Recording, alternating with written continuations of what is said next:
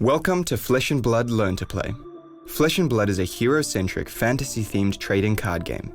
There are many classic fantasy classes to choose from, each with their own unique playstyle. We are going to learn to play as Ira, a vengeful ninja. Start the game with your hero and weapon in play. The object of the game is to reduce the opposing hero's life points to 0. This is your hero's intellect, or hand size. You start the game with this many cards in your hand, and at the end of each of your turns, you draw cards until the number of cards in your hand is equal to your hero's intellect. It's usually a good idea to use all the cards in your hand each turn to maximize the benefit of this redraw. Underneath your hero zone is your arsenal, where you can store a card for future use. At the end of your turn, before you draw cards, if you have any cards left in your hand and your arsenal is empty, you may put one card from your hand face down into your arsenal. You may only play cards from your arsenal. We will revisit what this means shortly. To play cards, you must work within 2 constraints. You can play 1 action per turn unless that action has Go Again.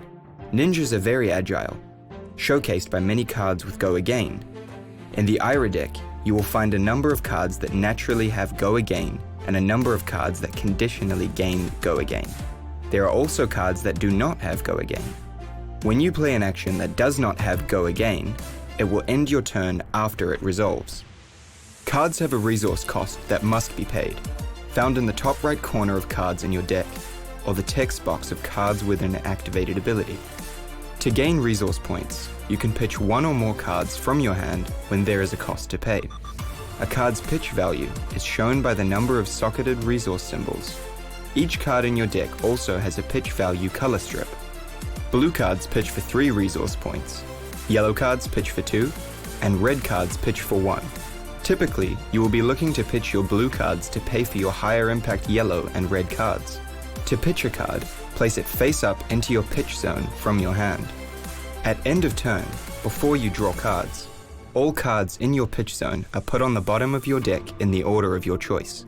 In a game of Flesh and Blood, you nearly always go through your deck at least 1 time. So be mindful that you will be working with the cards you pitch later in the game. Now you know how to play cards, so let's look at combat.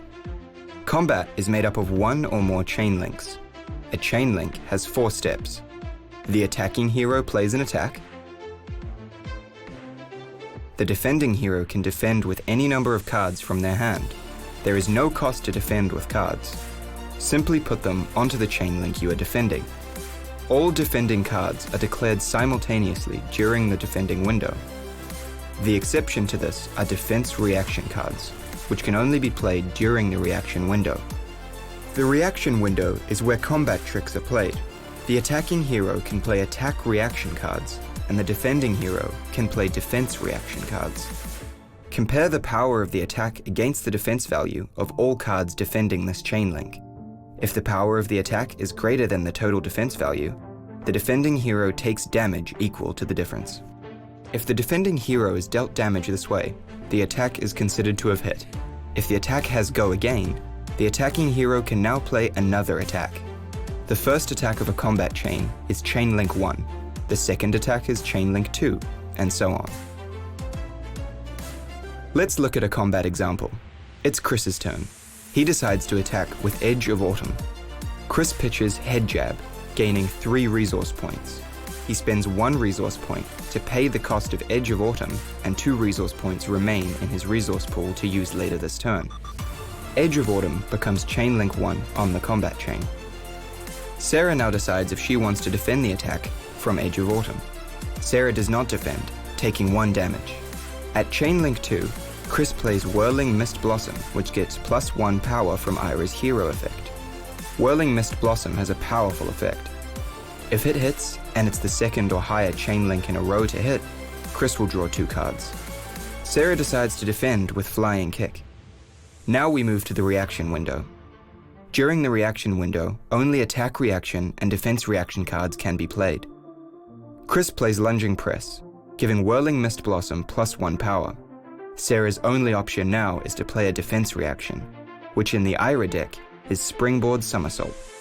If Sarah does not have Springboard Somersault, She will not be able to stop Whirling Mist Blossom from dealing 1 damage, and Chris will draw 2 cards from the hit effect. At end of turn, the combat chain closes, Edge of Autumn returns to the weapon zone, and all other cards on the combat chain are put into the graveyard. You will notice in the combat example, we refer to defense reactions as being played. Let's jump back to the arsenal. You may remember we mentioned cards can only be played from arsenal. That means you can't pitch cards from arsenal. You can't defend with cards from arsenal. You can only play cards from arsenal, paying costs as normal. As defense reaction cards are played to the chain, you can play defense reaction cards from arsenal, and in fact Springboard Somersault gives you a nice defensive buff for doing so. The last thing you need to know to get started playing Flesh and Blood is the first turn of the game rule.